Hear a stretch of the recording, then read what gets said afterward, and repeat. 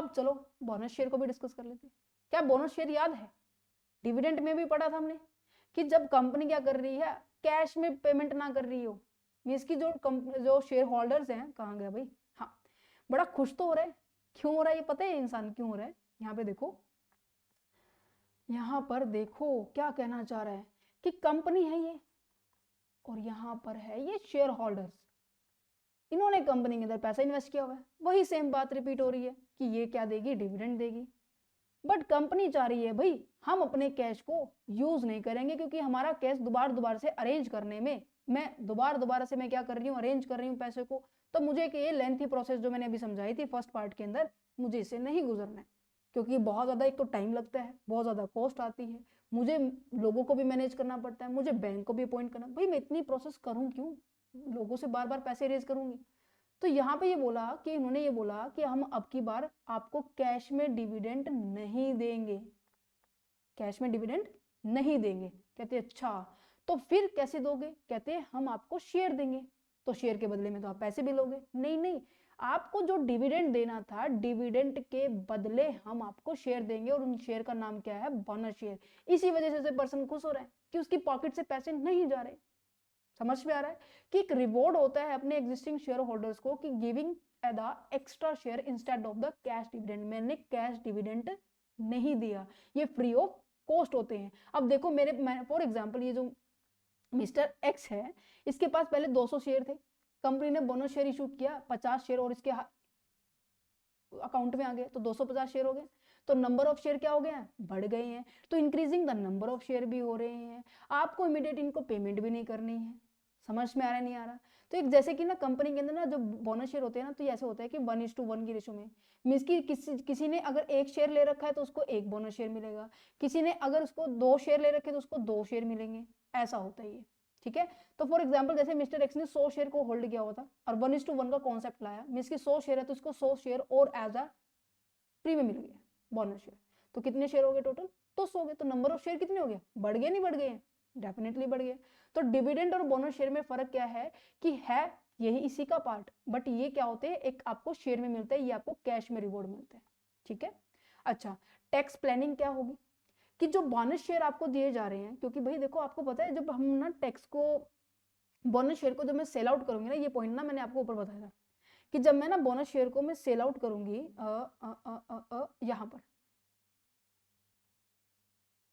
यहाँ पर जब मैं बोनस शेयर को मैं सेल आउट करूंगी ना, तो कंपनी कह रही है तब तक आपके ऊपर इसकी जो जितनी भी इसके थ्रू इनकम होगी ना, तब तक कोई टैक्स नहीं लगेगा। टैक्स आपके ऊपर तब लगेगा जब आप इसको क्या करने वाले हो, सेल करने वाले हो। No tax is charge until you sell this share. जब तक आप इसको सेल नहीं करेंगे तब तक कोई टैक्स नहीं है। जिस दिन आपने सेल किया उस दिन आपके ऊपर टैक्स लग जाएगा। सो सिंपल, समझ में आया? तभी तो कह रही थी हर एक पार्ट एक दूसरे से कनेक्टेड है। तो बोनस शेयर क्या है, फ्री ऑफ कॉस्ट है, नो इमीडिएटली आपके ऊपर टैक्स नहीं लगता है।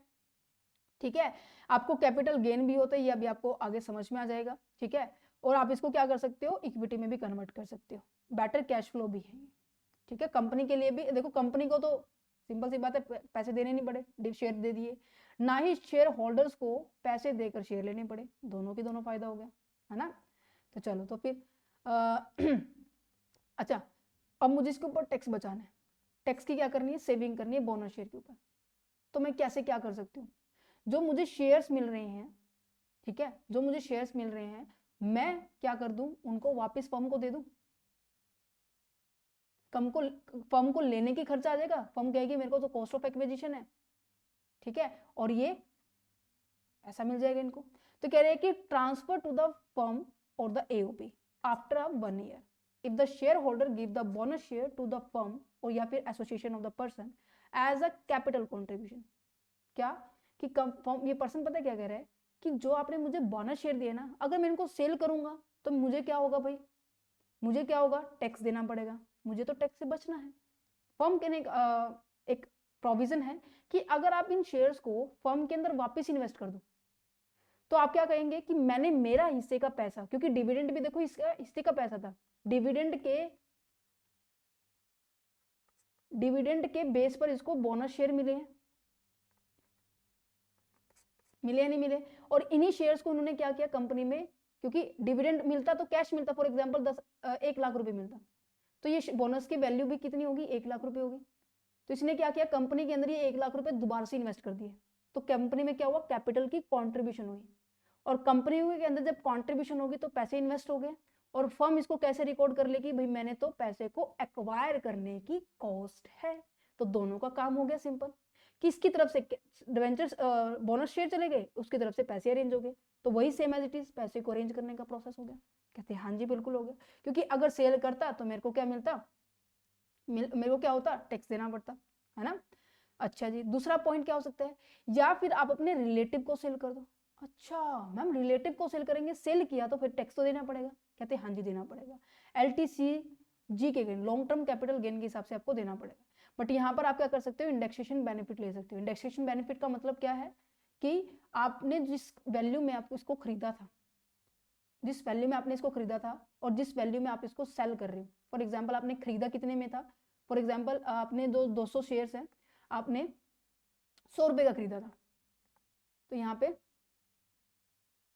20,000 रुपये हो गया। बट सेल किया है 200 शेयर आपने 150 रुपए में, तो यहाँ पे 30,000, यहाँ पे 10,000 का फायदा हो गया।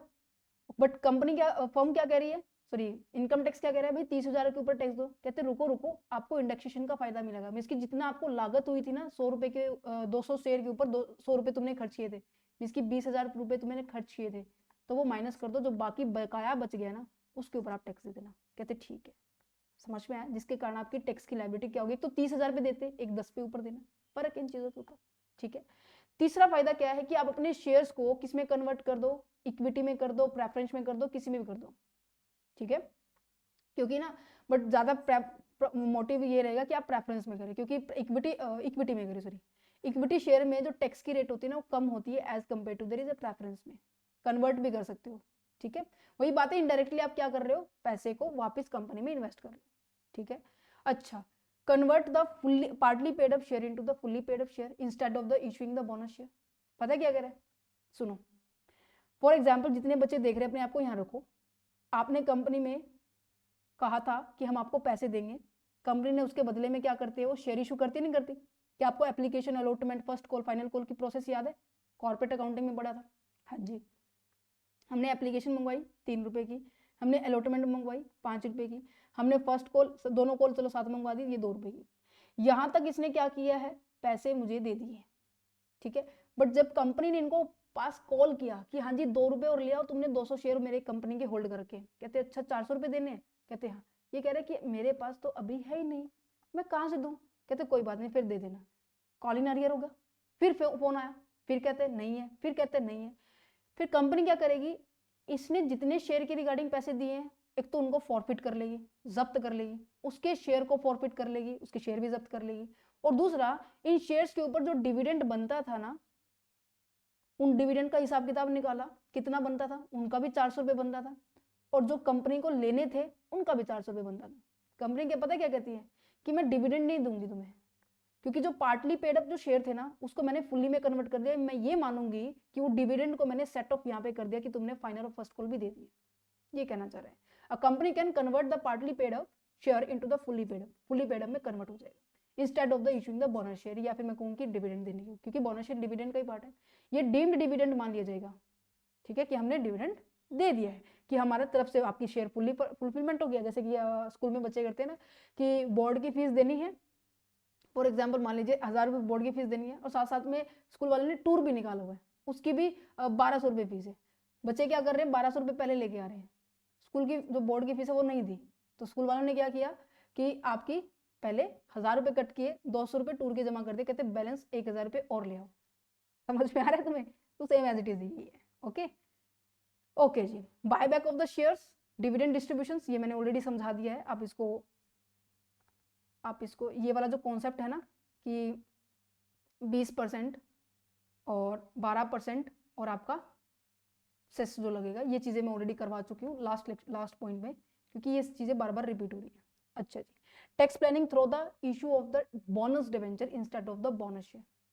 अरे अभी तक तो हमने बोनस शेयर सुना था मैम, बोनस डिवेंचर कैसे हो गया, बोनस शेयर की जगह मैं बोनस डिवेंचर इशू कर रही हूँ।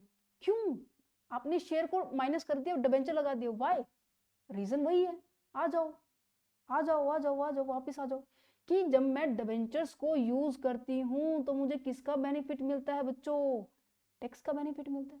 कंपनी को तो बेनिफिट से मतलब है, जहां से जैसा भी हो सके उसका टैक्स कम बने, वो वही लेगी। तो यहाँ पे इंटरेस्ट पहले माइनस किया, फिर मैंने टैक्स दिया, जिसके कारण मेरी लायबिलिटी यहाँ पे देखो क्या बन रही है, यहाँ पे केवल 2 लाख रुपए टैक्स देना पड़ रहा है, यहाँ पे 2.5 लाख रुपए देना पड़ रहा है। समझ में आया नहीं आया? तभी कह रही थी मैं स्टार्टिंग से देखते आना इस चीजों को। तो यहाँ पे क्या है, tax planning through the issue of the bonus debenture का मतलब क्या है, इंस्टेड ऑफ, मैंने शेयर को नहीं यूज किया, मैंने डिबेंचर को यूज किया। क्यों? क्योंकि यहाँ पर हमें क्या मिलती है, टैक्स का बेनिफिट मिलता है।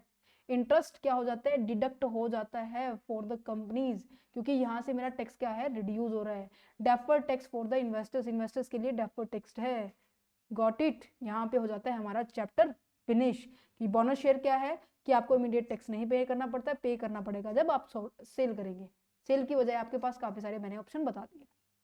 ठीक है, बायबैक ऑफ द शेयर, ये मैंने आपको देखो मैं बता भी देती हूँ, बायबैक वाला टॉपिक कहाँ किया था हमने, बायबैक यहाँ पे किया था। ये पूरी लंबी स्टोरी मैंने आपको, ये लंबी जो स्टोरी सुनाई थी ना, tax on distributed income of the domestic company for the buyback of the share, ditto यही पॉइंट आपके वहां आएंगे। यहाँ पे पूरा मैंने एक्सप्लेन किया हुआ है, वहां पे इन शॉर्ट में बोला हुआ है। ठीक है, तो चलो ये चैप्टर भी हो जाता है आपका finish, right. Tax planning and the financial management decision क्या था, आपके सारे के सारे पॉइंट हो गए हैं। फिर भी कोई डाउट रहता है तो आप कमेंट सेक्शन स्पेशली सभी बच्चों के लिए, सो आप कमेंट कर सकते हैं। ठीक है, अगर आप इस चैप्टर की पीडीएफ को एक्सेस करना चाहते हैं तो टीम के साथ कांटेक्ट कर सकते हैं। डिस्क्रिप्शन में नंबर दिया हुआ है, मेल आईडी और व्हाट्सएप नंबर दोनों चीजें दी हुई हैं। ठीक है, और कोई सजेशन देना चाहते हैं तो वो भी आप दे सकते हैं कमेंट सेक्शन में स्पेशली। ठीक है, okay, thank you for watching this video, have a nice day. कोई डाउट रहता है तो कमेंट सेक्शन में कर देना। ओके।